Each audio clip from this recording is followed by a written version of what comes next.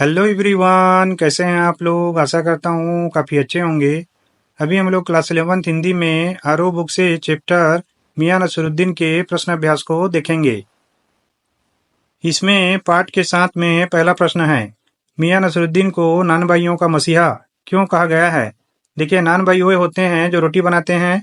तो इसके उत्तर में लिखेंगे, मियां नसरुद्दीन को नान भाइयों का मसीहा कहा गया है क्योंकि वो 56 तरह की रोटियां बनाने के लिए प्रसिद्ध थे। उनका खानदान सालों से इस काम में लगा हुआ था। जहां अन्य नान भाई सिर्फ रोटी पकाते थे, वहीं मियां नसरुद्दीन किसी कलाकार की तरह रोटियों पर अपनी कला दिखाया करते थे। अब इसका दूसरा प्रश्न है, लेखिका मियां नसरुद्दीन के पास क्यों गई थी। तो इसके उत्तर में लिखेंगे, लेखिका मियां नसरुद्दीन के पास उनकी रोटियां बनाने की कारीगरी के रहस्य को जानने के लिए गई थी। मियां नसरुद्दीन 56 प्रकार की रोटियां बनाने के लिए मशहूर थे।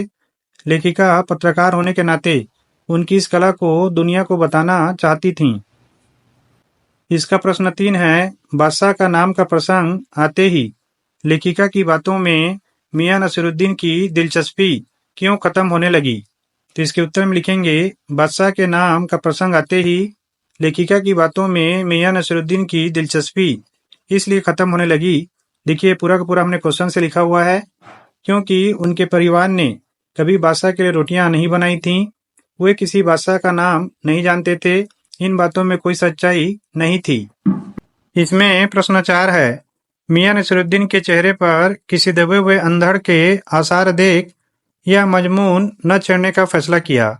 इस कथन के पहले और बाद के प्रसंग का उल्लेख करते हुए इसे स्पष्ट कीजिए। तो इसके उत्तर में लिखेंगे, इस कथन के पहले लेखिका यह जानना चाहती थी कि मियां नसरुद्दीन के बुजुर्ग किस बादशाह के यहाँ काम करते थे। यह प्रश्न सुनकर वे लेखिका से नाराज हो गए और उन्होंने प्रश्न का जवाब नहीं दिया। इस कथन के बाद लेखिका उनसे उनके बेटे बेटियों के बारे में पूछना चाहती थी, लेकिन उनकी बेरुखी देख उन्होंने कुछ नहीं पूछा। इसमें प्रश्न 5 है, पाठ में मियां नसरुद्दीन का शब्द चित्र लेखिका ने कैसे खींचा है। इसके उत्तर में लिखेंगे, मियां नसरुद्दीन 70 साल के बातूनी व्यक्ति थे। वे मसीहाई अंदाज में रोटी पकाने वाले कर्मठ व्यक्ति थे। बादशाह सलामत की बातें बताते नहीं थकते थे। लेखिका ने शब्द चित्र खींचते हुए लिखा है, मौसमों की मार से पका चेहरा, आंखों में काइयां, भोलापन और मंजे हुए कारीगर के तेवर। अब पाठ के आसपास से पहला प्रश्न है, मियां नसरुद्दीन की कौन सी बातें आपको अच्छी लगीं। इसके उत्तर में लिखेंगे, मियां नसरुद्दीन की निम्नलिखित बातें हमें अच्छी लगीं। पहला, उनका आत्मविश्वास।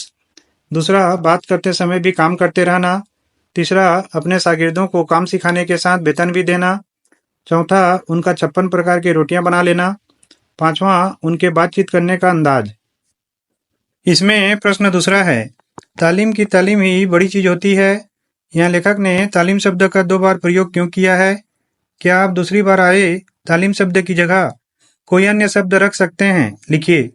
तो देखिए, इसके उत्तर में लिखेंगे, यहाँ लेखक ने तालीम शब्द का 2 बार प्रयोग भाषा की सुंदरता बढ़ाने के लिए किया है। पहले तालीम का अर्थ शिक्षा और दूसरे तालीम का अर्थ करके देखना होता है, अर्थात शिक्षा लेने से महत्वपूर्ण उसे करके देखना है।